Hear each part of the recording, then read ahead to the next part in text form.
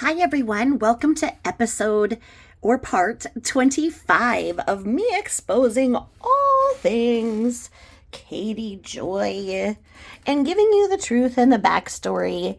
And I have to kind of move forward a little bit in where we're at because as some creators are doing things in real time, and I went all the way back to the beginning to give you every single detail, like all of this and all of this, then it's causing a lot of confusion and there's a lot of questions. So I'm going to do a little bit of both. Certainly, I think, Cactus Bill does amazing work and she is on top of things. I cannot say enough good about what she does. So she's right on top of where things are in real time, whereas I feel just for me that I did not know what was truly going on. So for me, I need to go back to the beginning and I need to break it down. But I think differently than others, and there are others who think like me. And for those of us who think in a different way and think together, then we are together on this journey. And a lot of you have coffee while you're listening. And today I just have just like a kind of a Crystal Light drink in there and my Cheerios I'm munching on as I am putting together how I want to do the next series of episodes. As my first run, we're over here, we've got most of this done, and then I'm going back to where we were. And then as I explained in the last episode where I just did chat and kind of gave you an overview of where we're at, I showed that so much more showed up in the register of action. So while it looks like nothing has happened, things are happening. It's just that it is my belief that due to the protective order, when things happen in this case, they need to have a human look over everything and determine what is for public viewing and what is for attorney's eyes only, due to the protective order that 7M wisely placed. And they almost didn't get it, but they waited for Katie Joy to do her shit. They waited and waited and baited her because she has made a literal fortune off of what she is doing. Every single one of us could be sitting where she's at, having the subs that she has that much money that she has, because she's got a lot of freaking money. I know that, she only claims this much and that Social Blade can't be accurate. But you know what? She's only doing this channel. Both her and her husband are not working out of the home. Her sole business that's making that house payment, that got that new vehicle, that's paying for her medically complex child, paying for a private nurse, etc., etc., that all is happening from what she is making. Now, I know that you guys are saying no, that the state pays for the public nurse, blah, blah, blah, blah. Okay, well, what I'm trying to say is that in a two-parent household with a medically complex child, the situation would be that one or both of those parents would need to work to make those bills happen, to have insurance to cover that. She does not need to leave the house to work, and he does not need to leave the house to work. What she is doing with her, I don't want to call it anything other than being a creator, because to call her any other word is contrary to my belief of what she's doing. And I believe that that's going to come down to what this trial is going to be about, as to what constitutes a journalist, what constitutes a reporter, what constitutes defamation. That's what's going to happen here. And while her attorney is citing things that happened in the 70s, 7M is here now saying this is 2023 and we need to revisit what is and is not acceptable to put in print. Because people's lives are affected in ways that they were not in the 70s. So, I just feel that if I can be local and I can know very little about what's going on and be in the YouTube world and not even know that this was all going on, to me, I knew the basics that, oh, she's been sued by several people. That's basically what I thought, is that, oh, a bunch of people have put cease and desist on her and she's been sued a bunch of times. That's basically what I knew. I was wrong. Wrong. Shame, shame, shame. Hope that somebody gets 3,500 retweets out of that I was wrong again. So, for me to look at this from my background in law and justice and say this is unusual, I believe that other people should know what's going on in the courthouse, because she's doing things that are against terms of service for YouTube, against just basic moral and ethics, and something that no true journalist or reporter would do. Why don't I write the things that she writes? Because you just don't frickin' do that, number one. Number two, I'd be afraid that my mouth would write a check. How does that go? My mouth would say something. How does it go? That I was going to say it. Now I messed it up. You guys are probably saying it right. I know that I'm just sitting there having coffee with you guys and you guys are correcting me. So, how does it go? Your mouth writes a check. I don't know. It'll come to me probably like 3 a.m. I'll be like, oh yeah, that's right. So, to kind of, yes, and I know I say the word so too many times. I get trolled about that. I get trolled about my voice. I get trolled about this. Oh, and the biggest thing that I get trolled about is, don't write something if you don't know about it. If you don't know what you're talking about, don't write it. Don't write anything until you come to us first. If I were to do that, then I'd be accused of copying somebody else's work.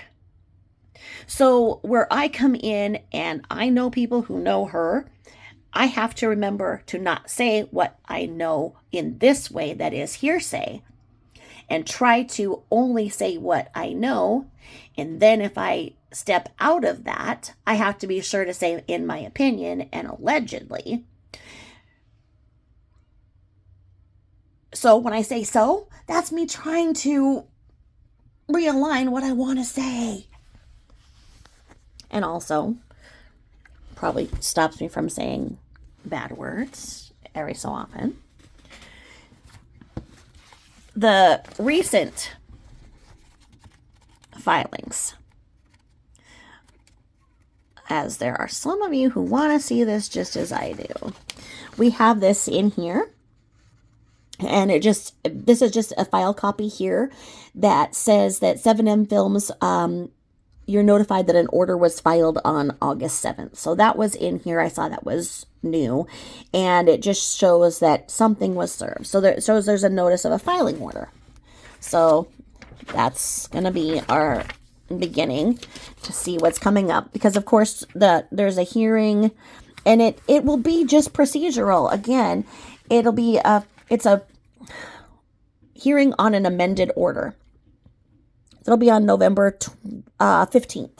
I won't be there because I'm going to be out of town.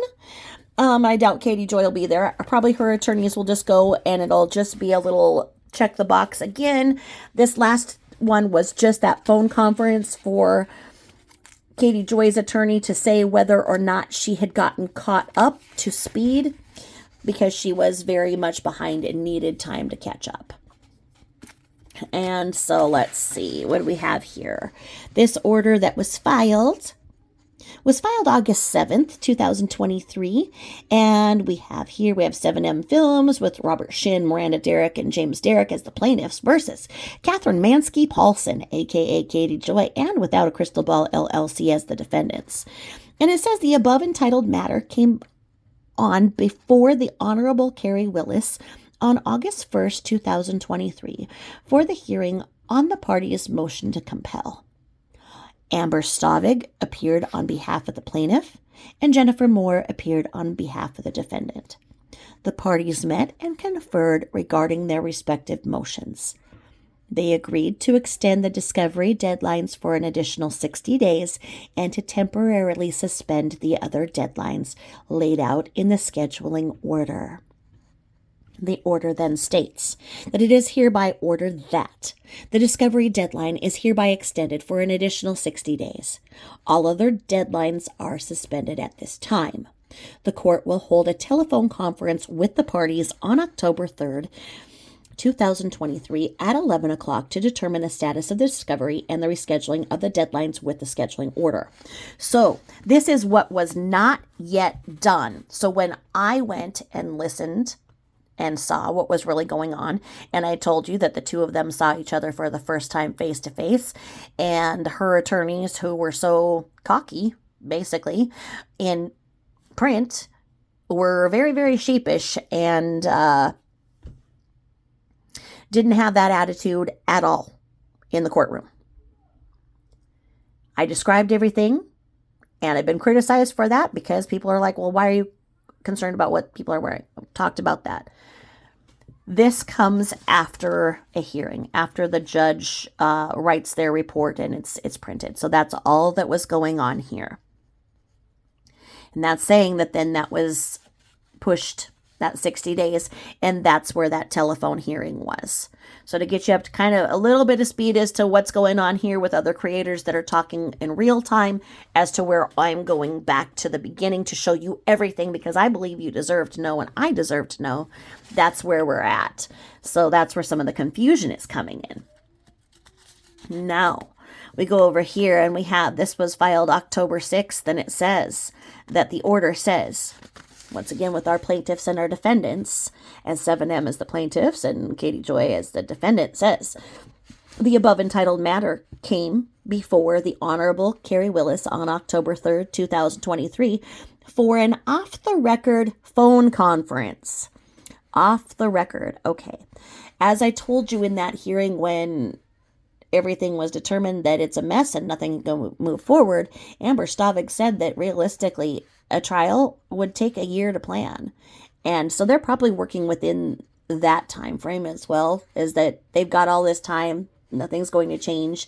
What's done is done and is documented as one action.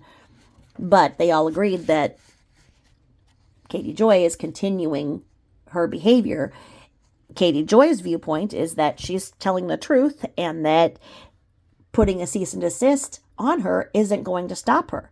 If she's telling the truth, then we've got a whole issue here that says there are possible criminal actions going on with 7M that need to be investigated.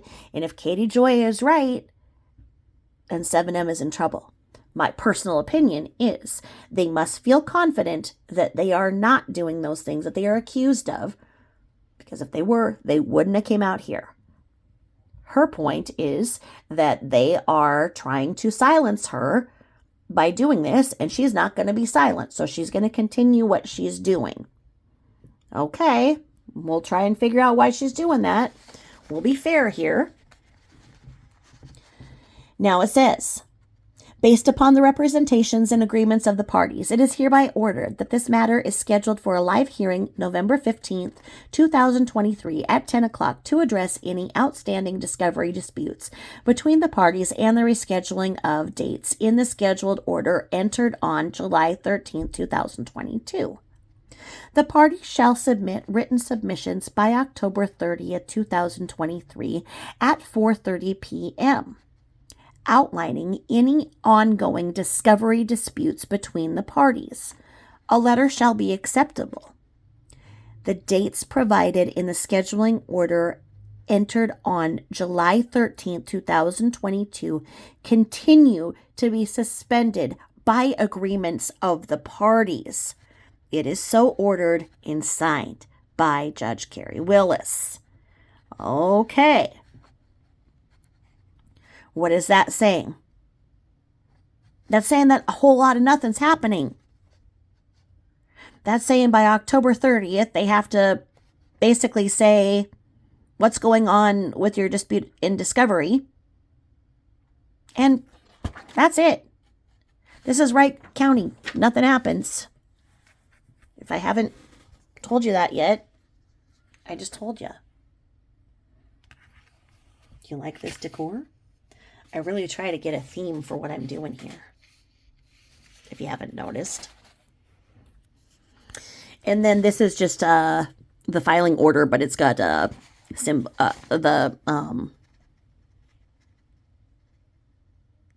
imprint of Wright County behind it. Let's see here. The seal of Minnesota. Let's say the great state of Minnesota. And it's just this same thing that just says that you were filed, so it must have it imprinted on the main. Then we have here, and it's showing that this, so these are things that Katie Joy probably gets served on often now in Wright County. There are some things that can be served by mail, but this is probably being served to her by a deputy. They have a deputy that is solely dedicated to serving papers. So if you can imagine, she probably has a sheriff coming to her door 2 to 3 times a week at this point with all of these papers, because when you go through in the Register of Actions and you see when served, well, that's both parties. Well, when you're an attorney getting service, that's something different than having a deputy come to your house every other freaking day. I can imagine that would be embarrassing, and I wouldn't like it, but that's Katie Joy, and it's what Katie Joy does. I don't think that I don't think that these are going just straight to the lawyer's office. It could be that a lot of these go to the lawyer's office and then they fax over or send her an email of what was served, or they could be going to both attorneys and her house as well. So we've got that going on. And then we go back to, so that's all that's updated. This is basically all that has occurred since I last went to that hearing. And so these are the official documents that came there. Now, there are amended orders, and I have them here. Like I say, I had to go and reprint based on what has been refiled. So I've got all of this, and I'm trying to get it all sorted out because this is now somewhat outdated. And when I was back when I was in law school, I had my whole office all set up with all of my things to handle this much stuff. And now I just have this little corner in my office that's dedicated to trying to figure all of this out. So we go back a little bit. I'll just do a little bit here because I wanted to go to where we were. So this was electronically served. Electronically served. So they were able to, I wonder, so from the courthouse, they must be able to send this over to the attorneys, because it says this was electronically served 6/12 of 23. And what do we have? We have a defendant's response. Defendants' responses to plaintiffs' requests to produce documents. Look at that. Because, of course, when you have the apostrophe after this S, it means scissors. So say that one more time with me. Ready? Defendants' responses to plaintiffs' requests to produce documents. Say it with the Minnesotan accent like I just did for you. So in the state of Minnesota, the county of Wright, 7M Films Incorporated and Robert Shin and Miranda and James Derrick are the plaintiffs here. And they are versus Catherine Mansky Paulson and Without a Crystal Ball LLC as the defendants. And it says to plaintiffs by and through their attorneys, Amber J. Stavig, Dudley and Smith, PA, Northland Drive, Suite 250 in Mendota Heights, has general objections to document requests. Number 1, defendants object to plaintiff's document requests and each definition and instruction contained therein to the extent they purport to impose any obligations different from or beyond those imposed by the Minnesota Rules of Civil Procedure. Okay. We have that there to contend with. Let me put my phone here. Let me see if I can do this so we can read this while we together. There we are. Someone said get a cereal box and put this on, and I was like, yeah, because I actually have a few cereal boxes around. But I just did this, so let me see if this works. Try to do this. Sorry if it's not great. I'm old. You know that. Okay, here we are. So defendants object to plaintiff's document request and each definition and instruction contained therein to the extent they purport to impose any obligations different from or beyond those imposed by the Minnesota Rules of Civil Procedure, Minnesota General Rules of Practice, and Minnesota Rules of Evidence or other applicable law rules. The defendants object to each document request to the extent that it seeks information and documentation that is not relevant to any party's claim or defense in unduly broad or overly burdensome, which requests production of information disproportional to the needs of the case, or which involve information to which plaintiffs have access from a more convenient source. Okay? So that's a nothing burger. It's really saying nothing. If you haven't noticed that yet, there's a lot of that. There's a lot of that in the law. Oh my God, I just sounded like Betty when I did that. Sorry, I cackled. Got possessed by Betty. All right. Defendants object to each document request to the extent that it seeks. To the extent it seeks that is subject to the attorney-client privilege, work product doctrine, or other privilege or immunity that is on the ground that privileged material is exempt from discovery. Defendants will not produce any privileged material unless specifically stated. Okay, that right there is circular reasoning, because you're saying you're not going to produce it unless you say I have to, but you just said that I have to. So how can you say no? This is why 7M has a problem with it. Because Judge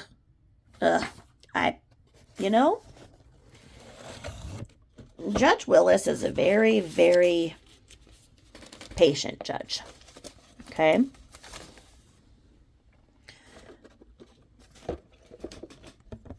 There's a lot of judges who would be calling this for what it is. And that's why they're going to be basically having a hearing on this. And this is where we left off, because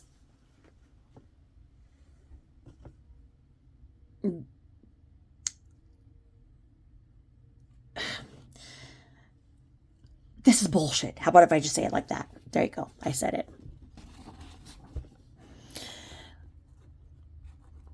Because then we go back here, and again, it says defendants object to each document request to the extent that it is vague and ambiguous. Okay. We have some lawyering here. Basic, I want to say posturing. Defendants object to each document request to the extent that it seeks information and documentation that is not within defendant's possession, custody, or control. Okay. Defendants' general objections are incorporated herein in response to each document request. The absence of a reference to a specific objection to a request shall not be construed as a waiver of the general objections to such request or defendant's right to object on any additional grounds. Number 7, defendants do not waive any of their general or specific objections in the event they furnish information or documents coming within the scope of any such objection. Discovery is ongoing and continuing in this matter. Thus, the responding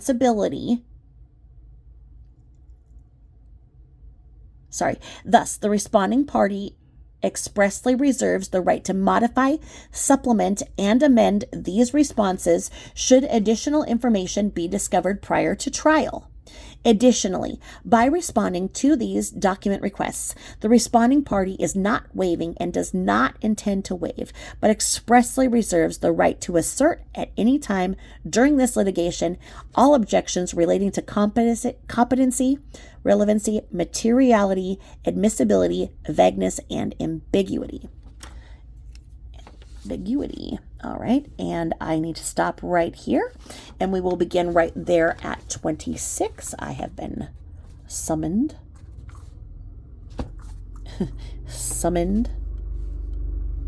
by one of my kids. So, I'll leave that right there as a bookmarker. And thank you so much if you're having coffee with me. Have a great rest of the day. If you're having dinner with me, I'll see you in the morning. How about that? All right. Thank you so much for listening. This is episode 25. I will talk to you later. Thank you. Bye-bye.